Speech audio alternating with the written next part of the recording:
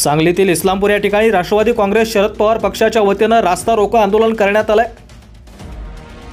राज्य सरकारनं गाड्यांच्या नंबर प्लेटचे दर कमी करावेत या मागणीसाठी राज्याचे माजी मंत्री जयंत पाटील यांच्या मार्गदर्शनाखाली इस्लामपूर येथे सांगली पेठ नाका या रस्त्यावरती वाहने रोखली होती।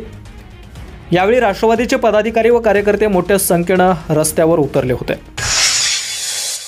महाराष्ट्रामध्ये एवढ्या मोठ्या प्रमाणात ह्या नंबर प्लेटच्या माध्यमातून ह्या सरकारने जी लूट केलेली आहे ती लूट थांबवण्यासाठी आज खऱ्या अर्थानं उरून इस्लामपूर शहर राष्ट्रवादी काँग्रेस पार्टी शरदचंद्र पवार यांच्या वतीनं आम्ही या ठिकाणी फार मोठ्या प्रमाणात रस्ता रोको ह्या ठिकाणी केलेला होता।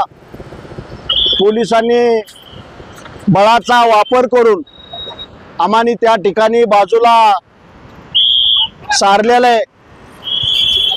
आम्ही निश्चित त्या ठिकाणी प्रशासनाचा आदर राखतो, पण ह्या प्रशासनानं हे जर दर कमी नाही केले तर निश्चित महाराष्ट्रामध्ये जयंत पाटील साहेबांच्या नेतृत्वाखाली महाराष्ट्र ह्या ठिकाणी ढवळून काढू